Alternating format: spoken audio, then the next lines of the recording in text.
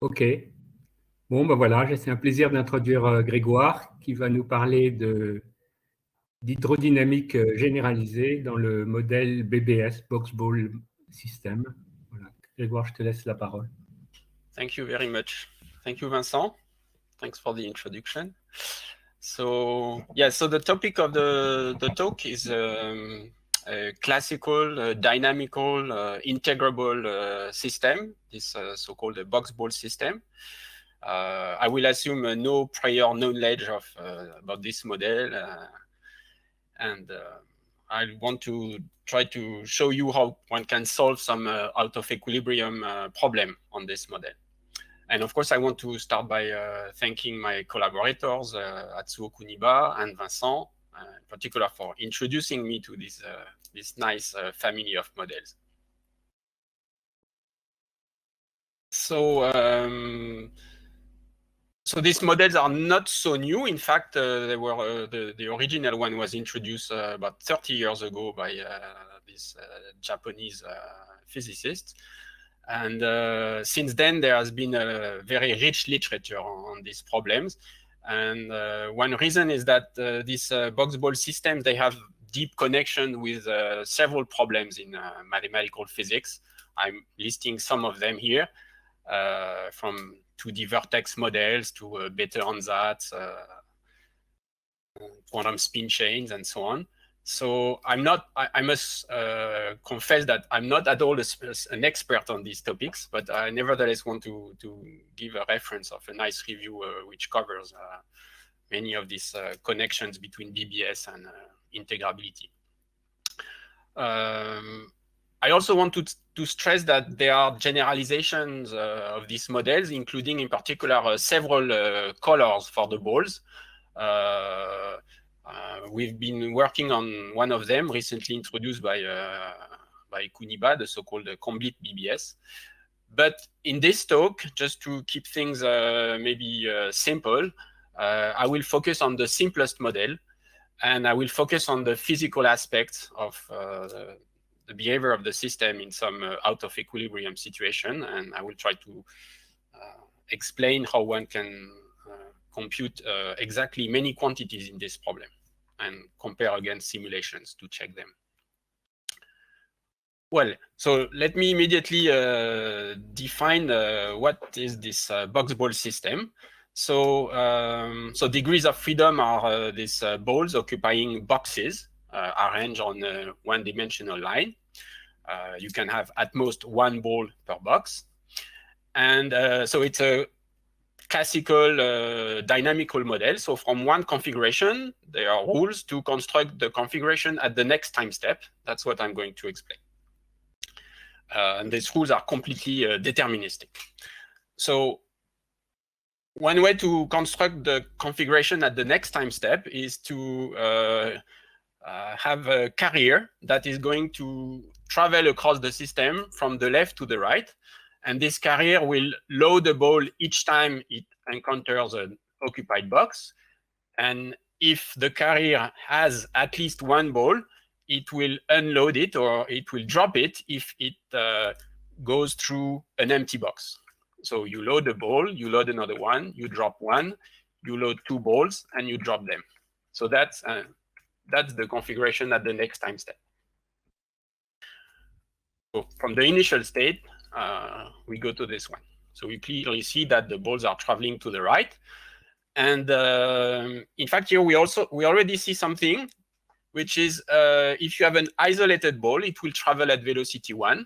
If you have a sequence of 2 consecutive occupied boxes, like here, sufficiently far apart from other balls, then it will this kind of bound state will travel at velocity 2, and so on.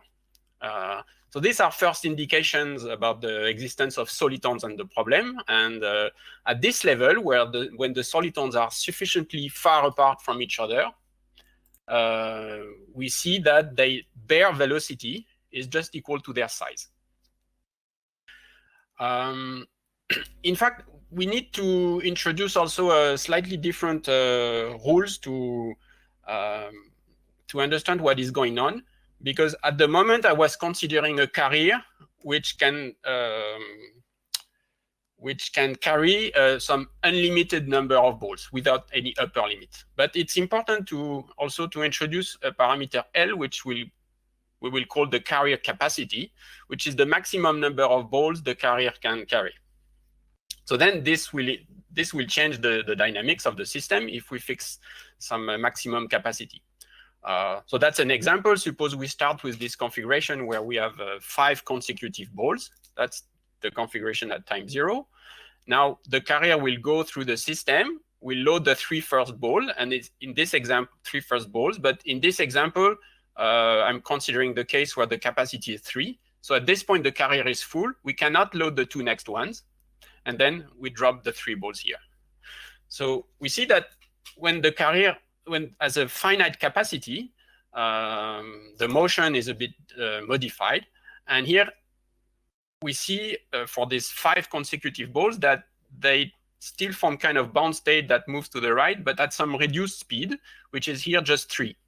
So you can guess that, in fact, the general formula for the bare velocity of a sequence of k consecutive balls is that this object, if you consider the dynamics with the carrier capacity L, this object will travel at a velocity given by the minimum of the size of your soliton and the carrier capacity. Okay, the first example we discussed was the case of infinite capacity, in which case the bare velocity is just k. Okay, so why do we need to introduce this carrier capacity? Well, because that's how one can see that this model enjoys some very nice properties, which make it integrable. So just some notation. These eta variables are the occupancies, let's say at time t. So that's my initial ball configuration. And I will denote by TL the transfer matrix that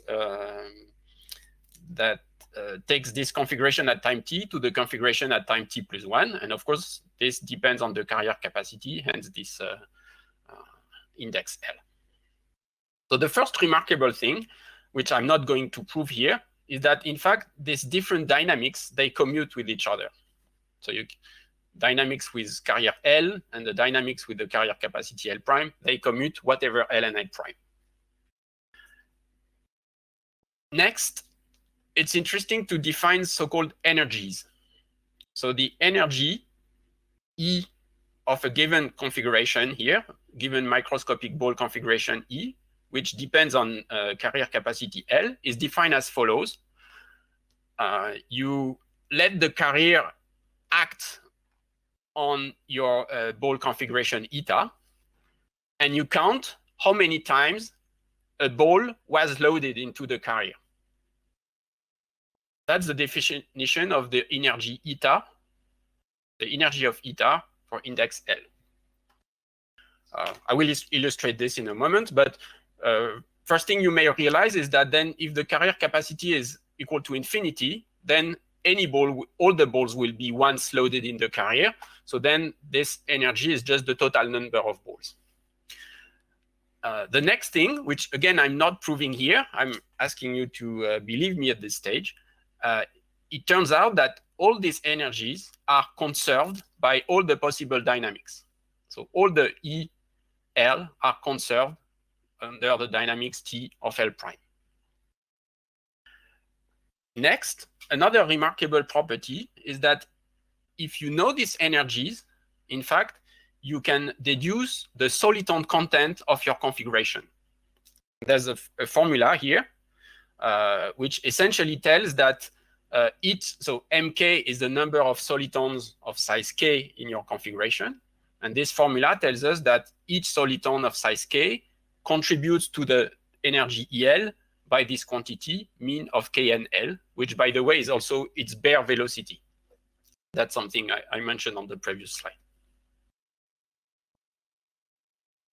Conversely, if you know the energies, you can get the soliton content by just inverting this. And so although I did not prove this commutation relations nor the conservation of the energies, but these are the crucial ingredients that makes this model integrable. Let me let me now show you how this energy works and how we are going to work out to apply these simple formulas on one example so that it will make a bit more concrete what the solitons are and so on. So let's take an example. Here is a ball configuration. A natural question is, what are the solitons here?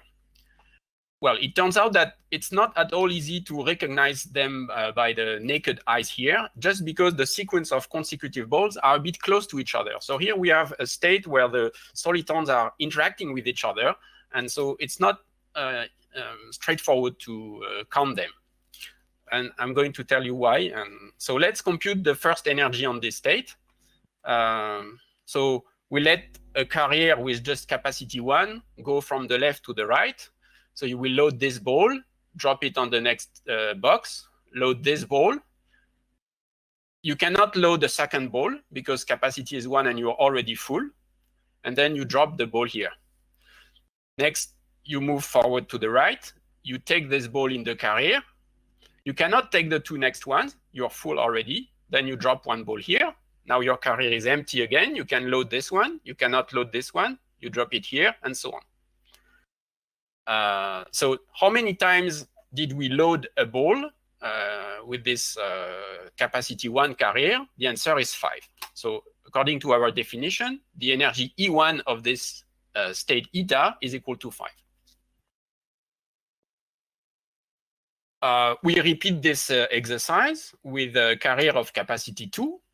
Okay, so a few differences. Now we had 2 consecutive balls here, but now the capacity is 2, so we are able to load both of them. We drop them here, and so on. We again count how many times did we load a ball in the carrier. The answer is 1, 2, 3. You get 7. Okay, same exercise with the carrier capacity equal to 3. Again, the configuration, the final configuration is a bit modified, and you could load 8 times. You could load a ball in the carrier, and you repeat up to carrier capacity 4, and you get this. At 4, you see something happening that you could essentially load all the balls. You never found a case where the carrier was full and could not load a ball. And as a result, of course, you don't need to do the exercise for larger capacities. You will always get the same energy. So E4, E5, and so on are equal to 9. That's the total number of balls in this configuration. Okay, so that's how we compute energies. Okay, that's the summary. Energy E1 up to E4. Now we use this formula that I gave you because I claim that if you know the energies, you know the soliton content. So knowing the energy, we find that there should be 1 soliton of size 3, 3 solitons of size 1, 1 soliton of size 2, no soliton of size 3, 1 soliton of size 4, and that's all. Okay, so it's not completely intuitive from this, because you might have guessed naively that this would give rise to a soliton of size 3, but according to this formula, that's not the case. So what's the meaning of this, and what are really the solitons then? So then we can do a very simple experiment. We can just take this initial configuration and evolve it for sufficiently long time to see what do we see. And here is what we get. So this is always the same initial configuration with 9 balls. So I change a bit the representation. So now we are evolving this state with any dynamics with capacity equal to 4 or more. And this is what we see. So the colors here are just guides to the eye. But we see that in this region, the balls are relatively close to each other. But then after sufficiently long time, we see some kind of asymptotic states appearing. And then we see really an isolated ball moving at velocity 1, another one, no other one here. So here are the 3 size 1 solitons. Here we see also an isolated soliton of size 2 that emerges from this interacting region here, and a soliton of size 4. And that indeed matches what we computed using the energies. Okay, so the meaning here is that when solitons are sufficiently far apart, they are easy to recognize, just a sequence of consecutive balls. But when they are close to each other, they are somehow interacting, and then it's not obvious to recognize the soliton content just from the ball configuration, unless you do this exercise of computing the energies, the conserved energies, and then deduce the soliton content. Okay. So here we are learning that solitons seem to be able to interact with each other in a non-trivial way. So this is another illustration of this fact. This is another random initial condition that has evolved. I think here the carrier capacity was L equal infinity. And we see several collisions between solitons. Here we have a collision between a size 1 soliton and a size 3 soliton. Here we have a sequence of collisions between this size 3 soliton and a bunch of size 1 solitons, and so on. So what you may have recognized already on this plot is that the collisions have some non-trivial effect on the trajectories, because you see that they induce some kind of phase shifts on the trajectories. Although the solitons recover their initial velocity after the collision, they have been shifted in real space. So it's represented here. And maybe looking at these examples, you can check that this formula is correct. So the shift is associated to a collision between a size I soliton and a size J soliton is twice the minimum of I and J. Okay, so this is what characterizes the collisions, this phase shift.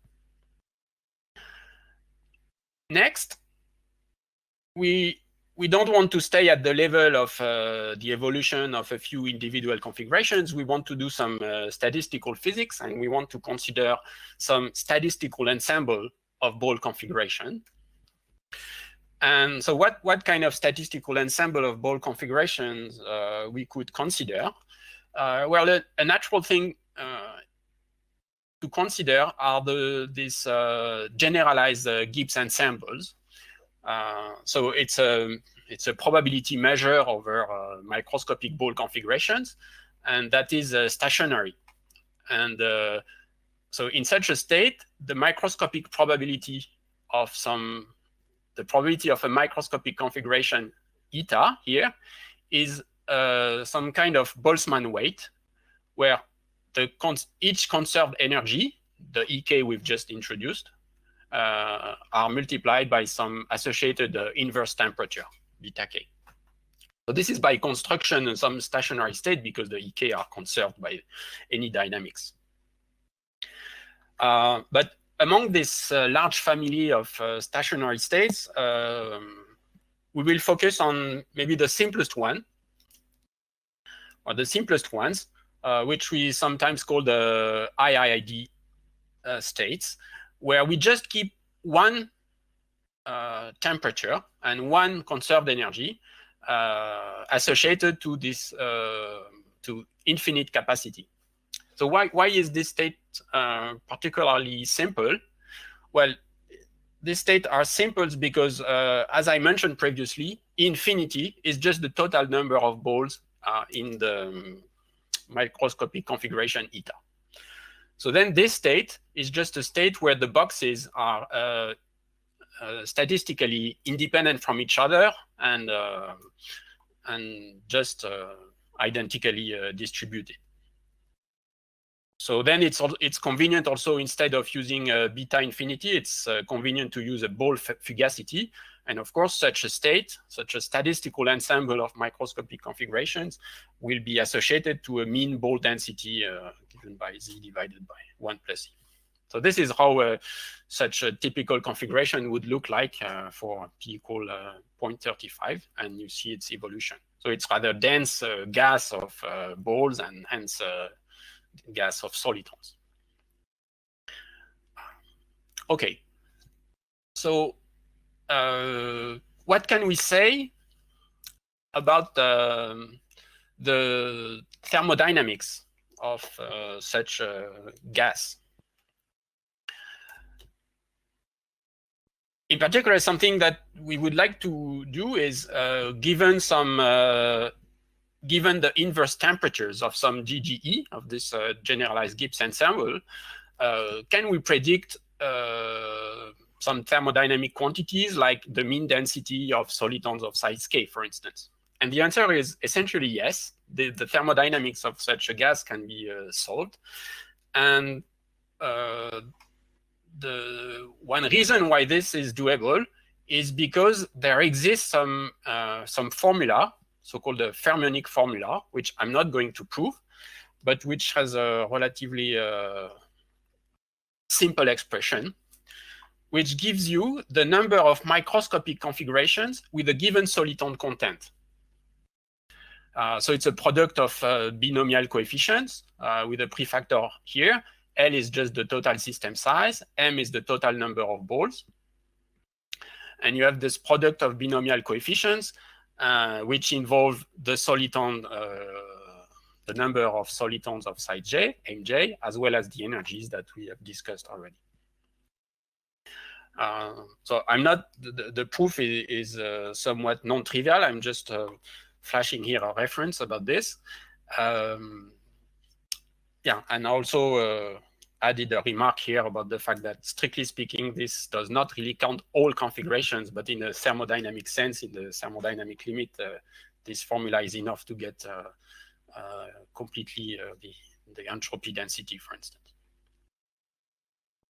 Okay, so there's a counting formula that tells us how many microscopic configurations we have for a given soliton content.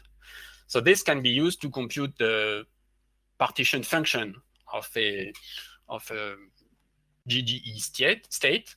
So here we have a sum over microscopic ball configuration, but we can convert it as a sum over all the possible soliton contents. And of course, then we have to weight each term in the sum by the number of corresponding microscopic configurations. As for the energies here, which are in the Boltzmann weight of the GGE state, because we know they are related to the MK variables, they can be expressed knowing the soliton content. Next, we don't want to compute exactly the partition function on a finite system. Instead, we're interested in the free energy density in some thermodynamic limit. So we use the fact that thermodynamic quantities will be extensive. So we introduce some soliton density, which is, well, the soliton density for solitons of size J, which is Mj divided by the system size. We also introduce some energy densities, which is the energy divided by the system size also, which is also itself a function of the soliton densities.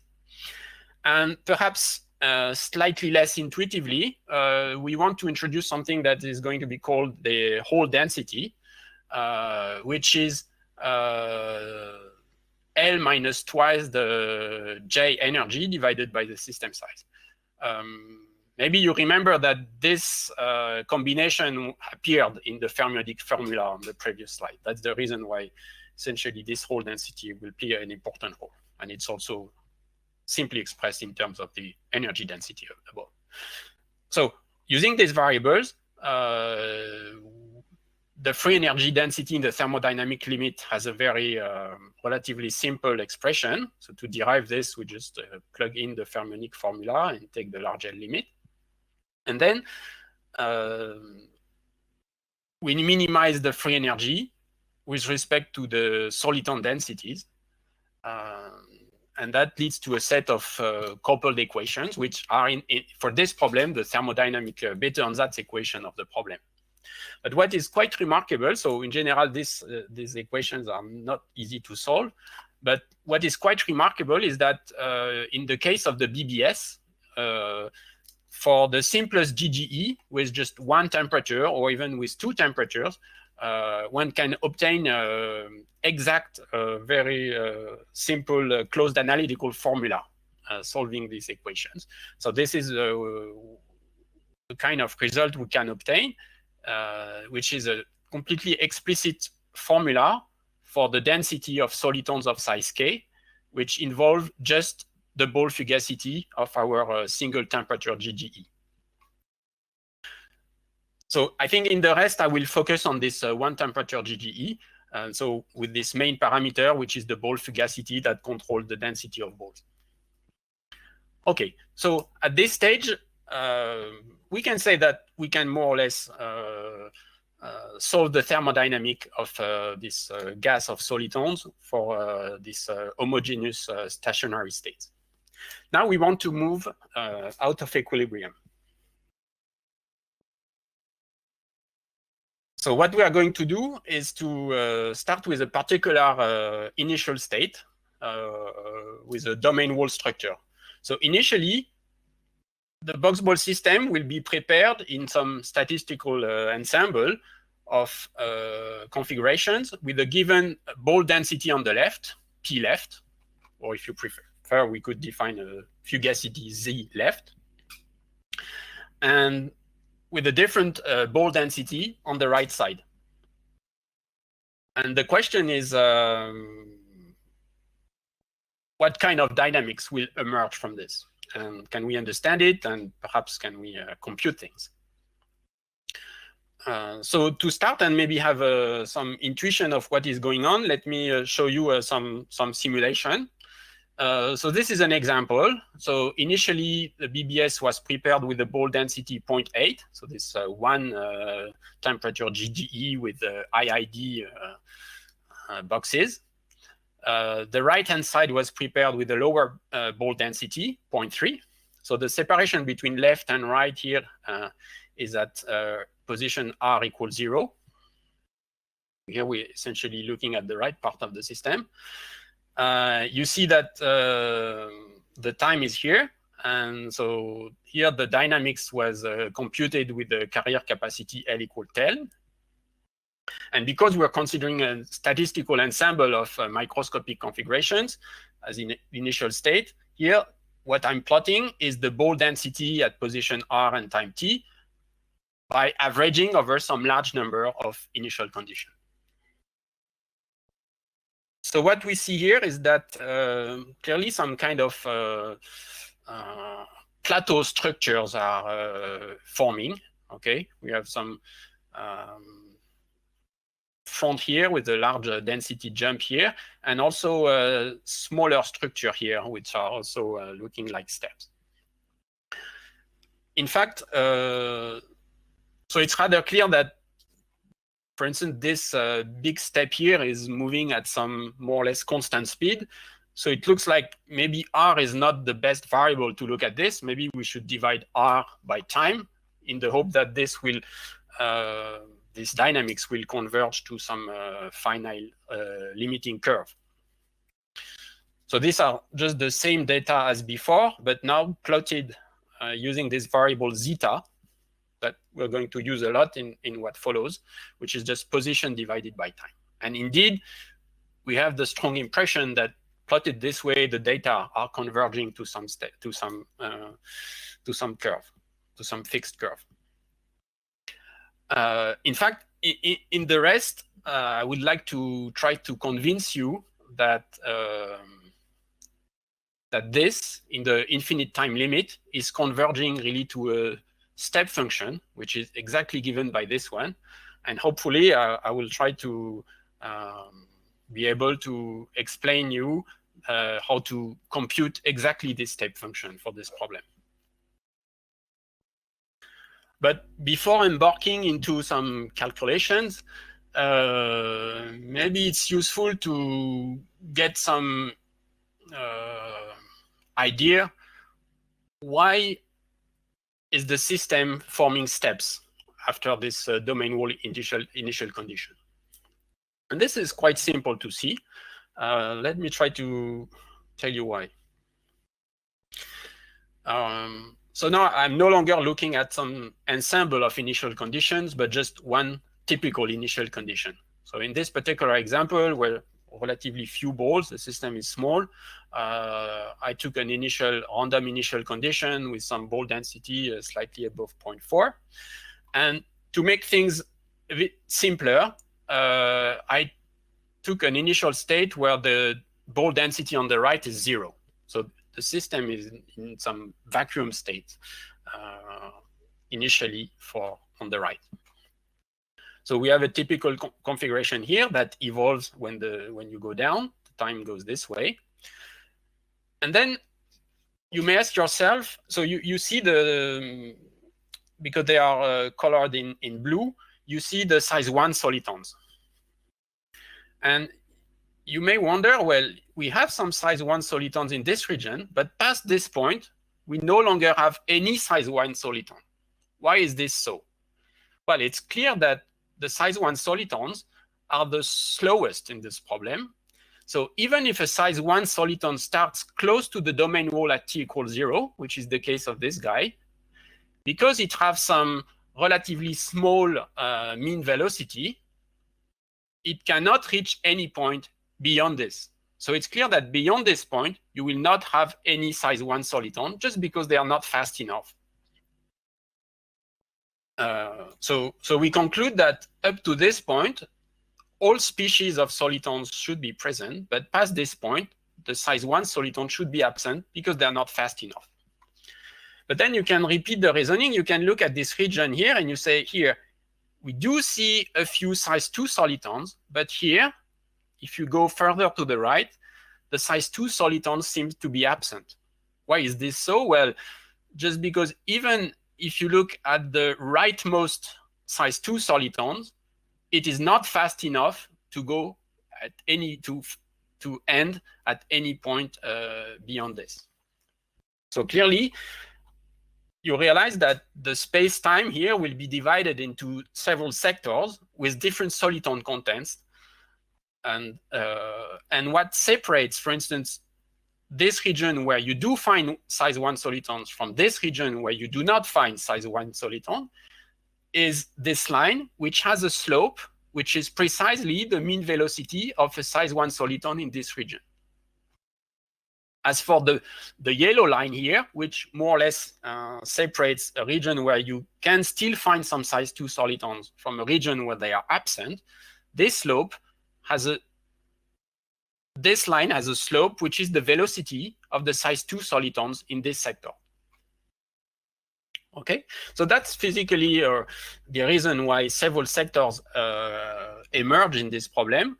And that's the reason why we did see this plateau in the ball densities. Okay, and we also understand that what separates one region to the next is the velocity of the slowest soliton in the sector just to the left. Okay, so that's maybe a bit hand waving. I don't know if I've been, if I convinced you, but maybe to make this a bit more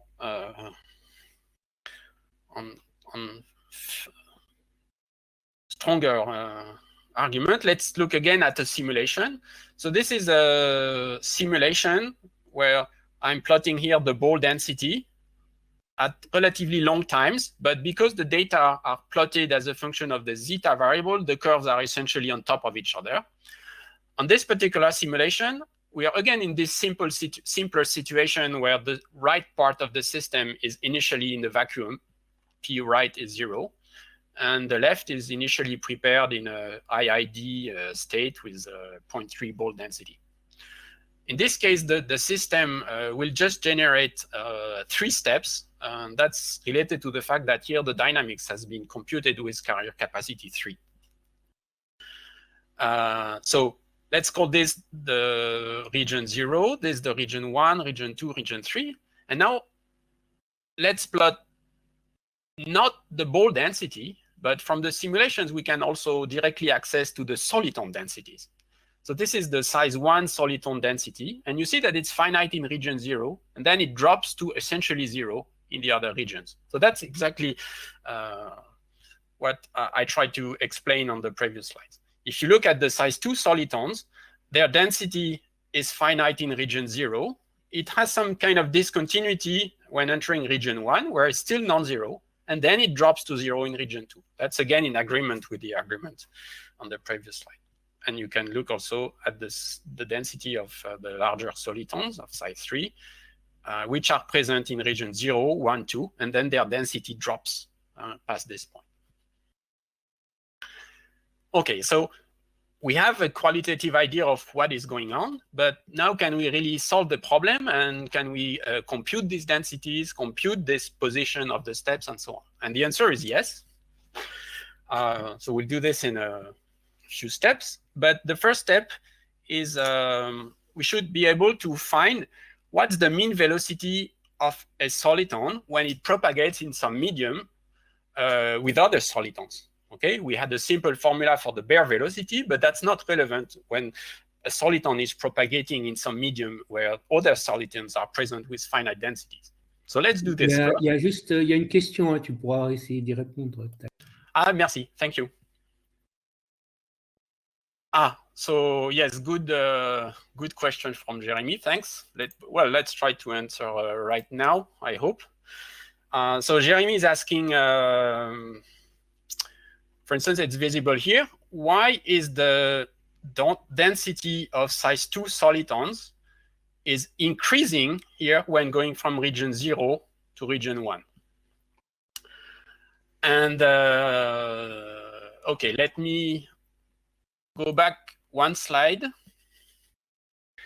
You see that when you, so this is the space-time region 0, this is space-time region 1.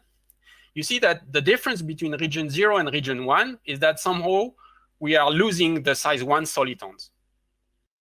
So in this region, the size 2 solitons, they evolve in presence of some smaller solitons.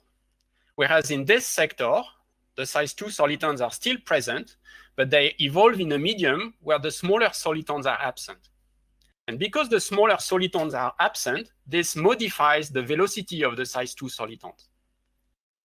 Okay, well, this I will explain in detail next, but it's the disappearance of the size 1 solitons modifies the mean velocity of the larger ones.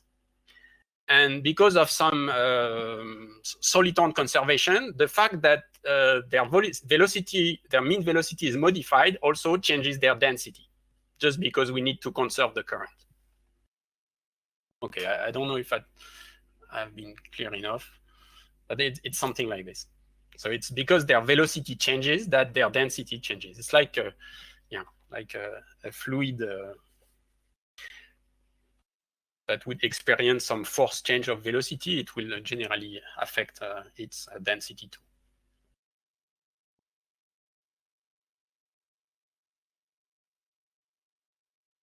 Okay, so let me illustrate this again. That's directly related to what I just said.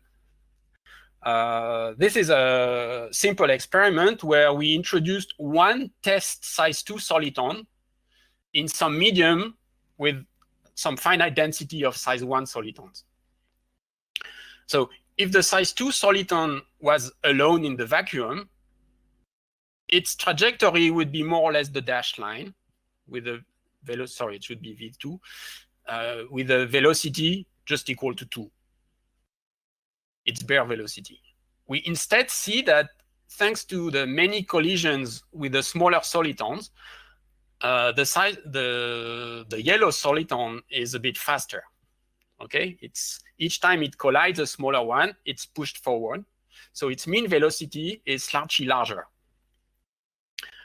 Can we compute this? And the answer is yes. So what are the ingredients? We know the bare velocity of the solitons. We know the shift they experience under collisions with their colleagues. We assume we know the densities of all the solitons in the medium, the rho k, and we want to compute, that's the unknowns, we want to compute the mean velocities.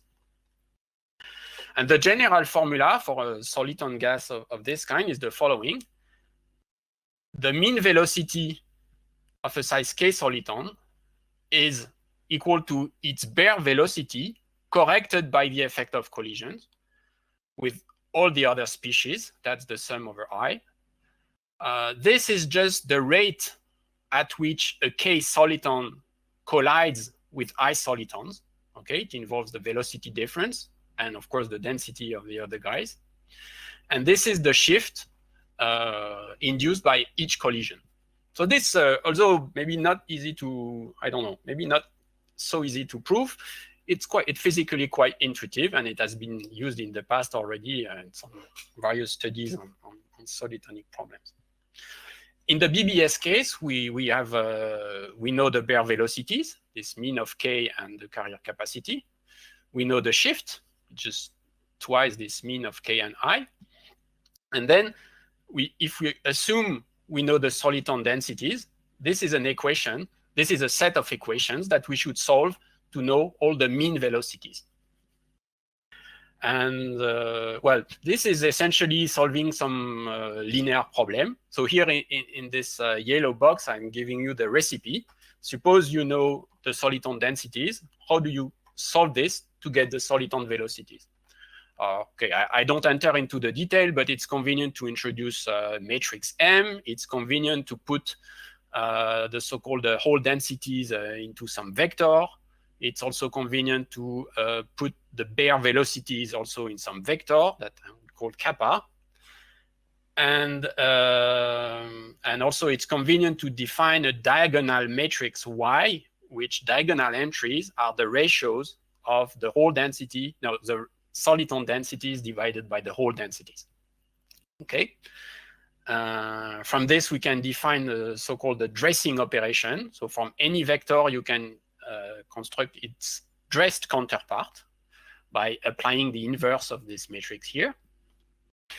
And then I'm asking you to believe me at this point. The solution of this velocity equation is simply given. So we put all the velocities in the vector again, is the ratio of the entries of a vector, which is the dressed version of the bare velocities divided by the dressed version of a vector containing 1, 1, 1, 1 everywhere in all entries. Okay, so this is a simple way you can solve this velocity equation. So now we know at which mean velocity the soliton propagate in this non-trivial medium. Okay, but now we should be able to solve a problem where the state of the system is no longer homogeneous. And then we go to the so-called generalized hydrodynamics.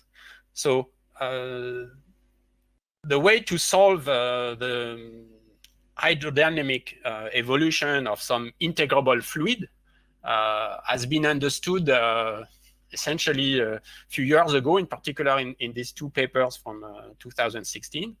Since then, these GHD ideas have been applied to many, many problems, quantum integrable systems, but also classical ones. So I'm not citing all the important papers in the field here, but I just mentioned this nice lecture notes by Benjamin Doyon.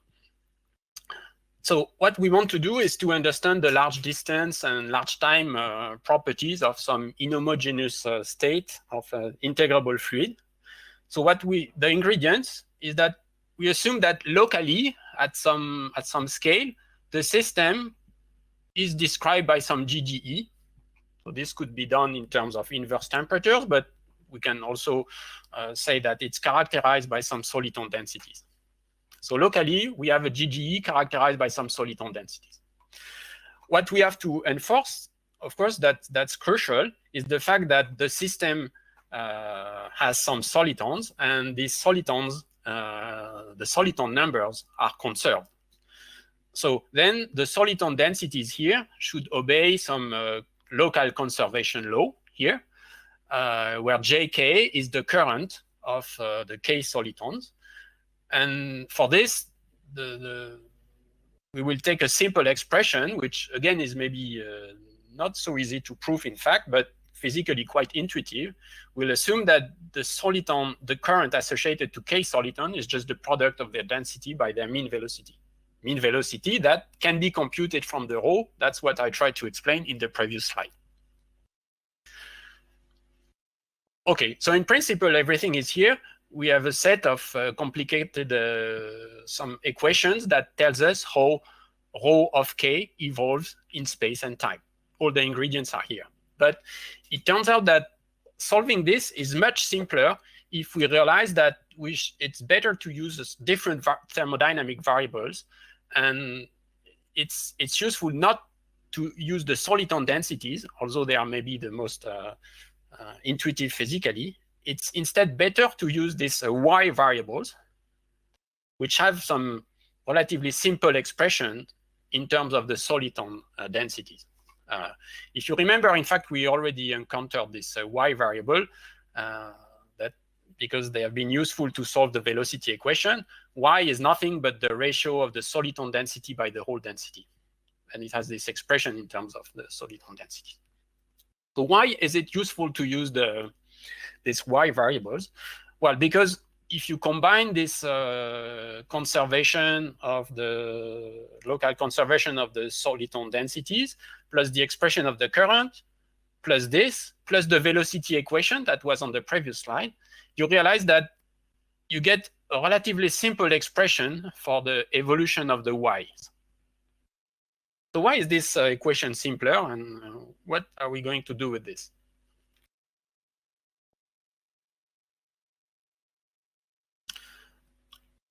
So here is again the equation that we can obtain for these thermodynamic variables, y. Well, this equation can be interpreted as follows.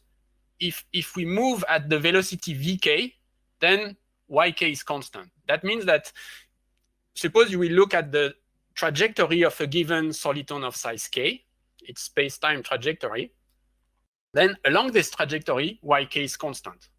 But this is very nice, because if you want to know yk at some point and at some time in your system, you just find a soliton of size k nearby, and you track its trajectory back to time equals 0. And because y is unchanged along that trajectory, you realize that yk can only take two values. Either the soliton that you are tracing back is initially coming from the left region, in which case yk is equal to the value of the yk variable in the initial left state. Or maybe if you trace back the trajectory of that test soliton, you will end up in the right region, in which case you know that yk is the value that the right system initially had for the species k.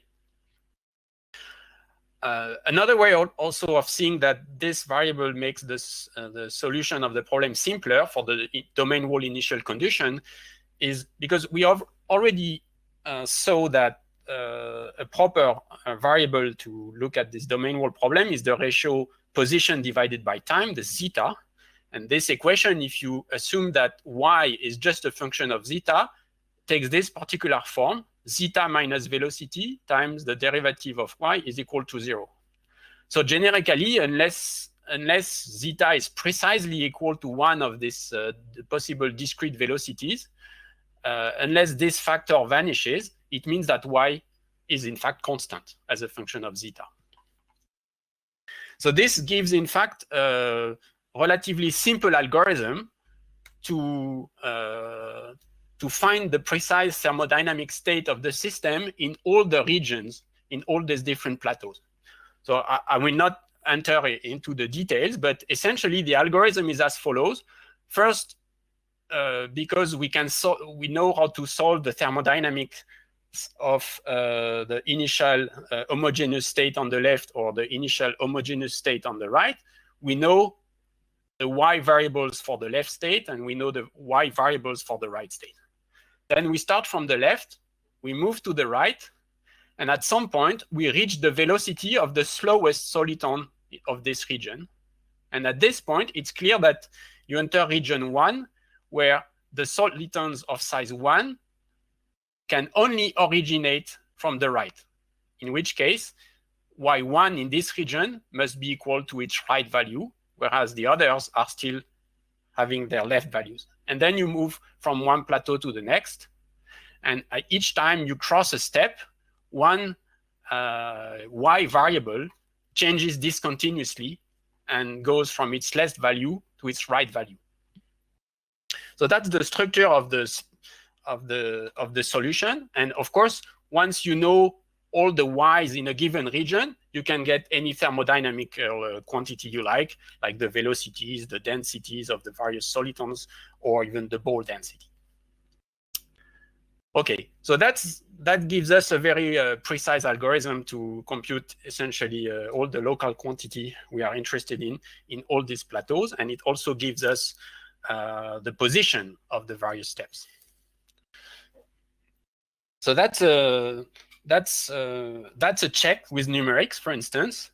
So the yellow curve here is the result of some simulation. So again, some averaging over a large number of initial conditions. The final time is this value, 500. The dynamics was obtained with this capacity 20, and you can check there should be 20 steps. The initial state on the left had Bol density 0.4, and we are in this somewhat simpler situation where the right part of the system is initially empty. Now, what about the dotted lines? They are the GHD predictions obtained by this algorithm I just described precisely. Now, in fact, it's even more than an algorithm in this case, because in the cases where one side of the system is initially empty, such as here, we could get exact closed expressions for the position of the steps as well as for the height of the different plateaux. So this is the Bol density. And the formulas are here. This is the formula for the position of the step number k. And it only involves, of course, k and the Bol fugacity, which is here associated to Bol density 0.4. And the position of the steps also depend on the carrier capacity, which is in this example was taken to be 20. And we also get a simple closed formula for the Bol densities in all the plateaus. The formula is here, and it involves, of course, the Bol fugacity of the initial left state, this variable z, and this bracket symbol is a shorthand for this. So nice agreement with the simulations. We could also get a similar, we could also get this kind of closed formula in the reverse case where the left part is initially empty and the right has a finite Bol density. Okay. The last, I don't know if I still have 2 minutes, maybe I can show one more slide about to discuss why are the steps not completely sharp in the simulations. So this is again a Bol density from numerical simulations. That's an example where the carrier capacity was 3. We just get 3 steps. The curves obtained at different times are essentially almost on top of each other because they are being plotted as a function of r over t. And here, let's zoom on this particular step where we go from region 1 to region 2. Here is the zoom. And we see that, well, the numerical data are not really giving a sharp step, but some smooth interpolation between the plateau on the left and the plateau on the right. And we also see that when we increase the time, the slope tends to increase, but relatively slowly. It turns out that here we are observing an effect of diffusion, which is somehow a correction to the ballistic phenomena described by GHD. So microscopically, the idea is that in this region, the size 2 soliton have a given mean velocity, but not from because of sample to sample fluctuations. There are samples where this velocity, the velocity of the size 2 solitons is a bit higher than the mean, and there are samples where the velocity of the size 2 solitons is a bit lower than the mean. And because of this, the mean Bol density, when averaged over many initial conditions, does not reproduce exactly a discontinuous step, but instead some smooth function. So we can check that, in fact, the scaling here is related to a diffusive scale with a root t, because when we rescale the horizontal axis, so here we subtracted the position of the step, which we know exactly. And if we multiply the horizontal axis by a root t here, you see that the data associated to different times essentially collapse onto each other. So that confirms the fact that this will get sharper and sharper as time grows, but with some root t behavior. But in fact, we can go further than this. It has been possible to compute exactly the red curve here without any adjustable parameter. So I'm not describing the steps leading to this exact formula, which is given here. So in fact, this curve is some error function, which interpolates between the plateau on the left and the plateau on the right. And we have an exact expression also for the scale over which the data interpolates between one plateau and the next, this quantity sigma, which is not the same for all steps, so it depends on k.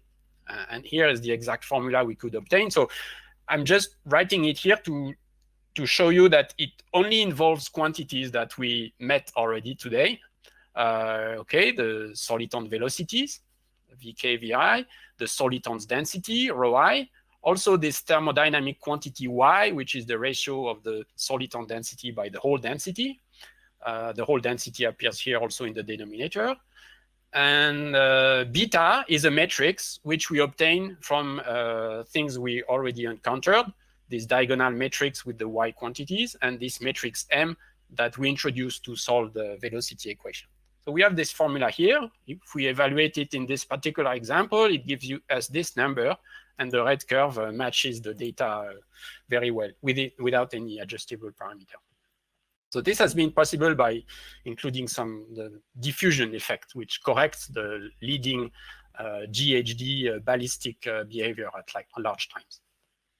Okay, so I will stop here. Just a few remarks. So I've discussed the application of this generalized hydrodynamics to this BBS, and it has been possible to obtain many analytical results for this problem. I mentioned also some work in progress. We are now interested also in the correlation functions at 2 times. For instance, like what's the probability to find a ball at the origin and time 0, and simultaneously another ball at position R and time t. We are working on this. And we are also interested in seeing what happens to this plateau structure if we put some small integrability breaking perturbation, for instance. I mentioned here some related works because there are other studies where people have studied generalized hydrodynamics on classical integrable models. And sometimes also with domain wall initial conditions. So there's this study of a hard rod model here. Another cellular automaton, the so-called Rule 54 here. And I also mentioned that we worked out the GHD solution of a domain wall problem in a BBS with different colors for the balls. That's the complete BBS, and it's in this reference. So thank you for your attention. Thank you, Grégoire, for this nice talk. So, well, I mean, you can ask written questions or oral as you prefer, but okay, there are a few, maybe already. I see there's a question by André. André, yes.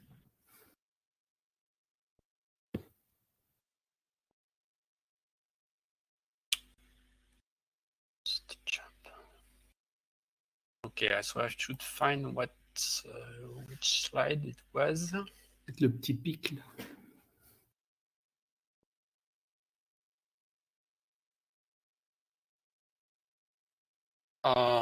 So maybe André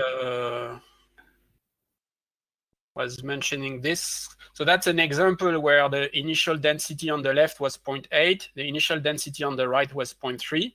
So you see here from 0, and we could go to minus infinity, it's 0.8. Here it's 0.3.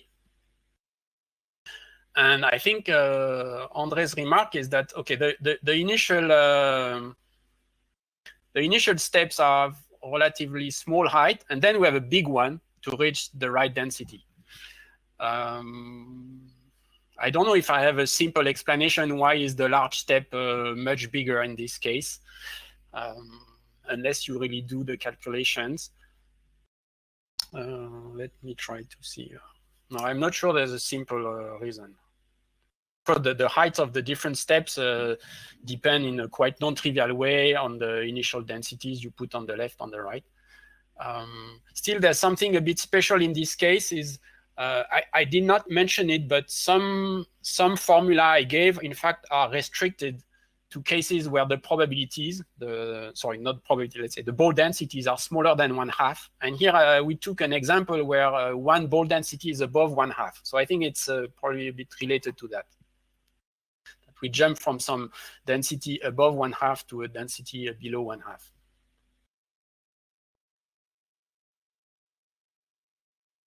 Okay, and Andre is adding, yeah, so here there's a height speed. Well, that's a general remark that in some cases, the mean velocities of the solitons can be much, much higher than the bare speed. Here in this example, in this particular simulation, the carrier capacity was chosen to be 10. And so because of the formula for the bare velocity, it's clear that solitons of size 9 have velocity 9, bare velocity 9. Solitons of size 10 have bare velocity 10. And then solitons of size 11, 12, and so on, they are stuck to a bare velocity equal to 10. No one has a bare velocity above 10 if the carrier capacity is 10. Nevertheless, the mean velocity of the solitons can be much larger than their bare velocity. And in fact, here we have, in this region here, we have solitons traveling at a speed exceeding 20. Okay, just due to the interaction effects, they can be much faster. Yeah, it means that the equation for the velocity is really non-perturbative, which is a bit quite remarkable, I think. Yes. Yes. Bethe-Ansatz, il y a une question sur le Bethe-Ansatz. Yeah, so I'm afraid I'm not really qualified to understand, to explain clearly what's the relation with maybe Vincent should have a comment. I can just say something, is that no, so yeah, so some comments. So there are connections that I would not be able to explain properly between the BBS and some and the XXZ spin chain in the large anisotropy limit when delta gets very large. That one kind maybe to see this. So you are also answering Philippe, by the way. Okay. Yeah. Yeah. Again, I apologize. I mean, for the questions related to really the integrability model and connections to other models. I mean. No, that you should keep on because that was clear. Okay. I mean, also, you should, yes. You maybe for those familiar with the Bethe-Ansatz, maybe they could. Maybe they would find this fermionic formula somewhat familiar. And also the equation relating sigma to rho. You mean there is this equation which is a kind of. Yeah, but the root of it probably comes from here also. The fact that there's some kind of non-trivial whole density appearing here is in this binomial factors. Yeah. Well, I think it has to do with counting solutions on the strings in the solution, right? Yes. Yeah. So yeah. Yeah, something I did not mention at all, but it's also related to that, is the existence of this KKR bijection between the microscopic ball configuration and so-called the riggings, which involve the notion of strings. Yeah. Just, I mean, to answer Philippe, the Q deform. This is already a Q deformation because this BBS model is the Q equal infinity or zero limit of I was just looking at this fermionic formula, and I know there are Q-deformed fermionic formulas. So I was just wondering if they had a role to play here. So I don't know.